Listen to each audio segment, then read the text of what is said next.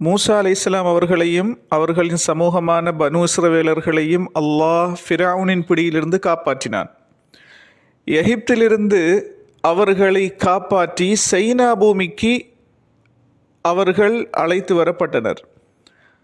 China என்பது பாலஸ்தீனுக்கும் எகிப்துக்கும் இடையில் காணப்படும் ஒரு இடமாகும். உலகில் பொதுவாக எந்த ஒரு இறைத்தூதரின் அடக்க ஸ்தலமும் அது இருக்கும் அமைவிடமும் அறியப்படாமலே இருந்து வருகிறது, ஒரே ஒரு இறைத்தூதரின் அடக்க ஸ்தலத்தை தவிர. அதுதான் எங்கள் நபிகள் நாயகம் ஸல்லல்லாஹு அலைஹி வஸல்லம் அவர்களின் அடக்க ஸ்தலமாகும். மற்றைய எந்த ஒரு இறைத்தூதரின் அடக்க ஸ்தலமும் சரியாக அடையாளப்படுத்தப்படவில்லை.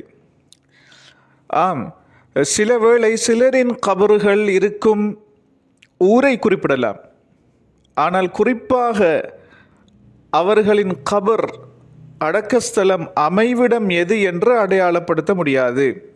உதாரணமாக மூசா அலைஹிஸ்ஸலாம் அவர்கள் ஜபல் அத்தூர் என்று சொல்லப்படுகிற தூர் சீனா மலை அடிவாரம் அடக்கம் செய்யப்பட்டார்கள் என்று கூறலாமே தவிர மலை அடிவாரத்தில் குறிப்பாக எவ்விடம் என்று கூற முடியாது.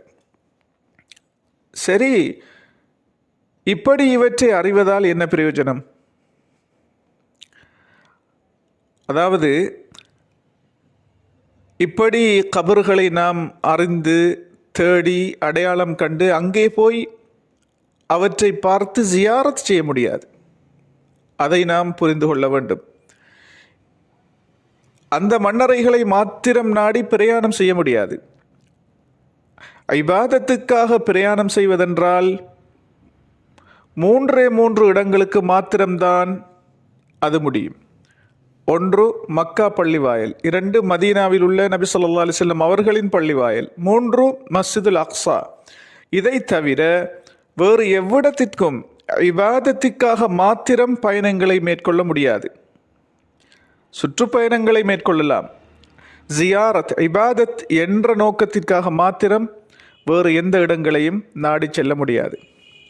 திருமறை அல் குர்ஆனில் 3 இடங்கள் குறிப்பிடப்பட்டுள்ளன.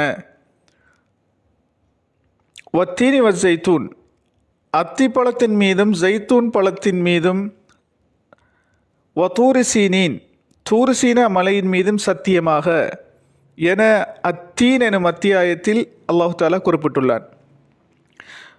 அத்தி ஜைத்தூன் பழங்கள் இவை பாலஸ்தீனத்தில் காணப்படுகின்றது. 2வது தூர் சீனா மலை, அது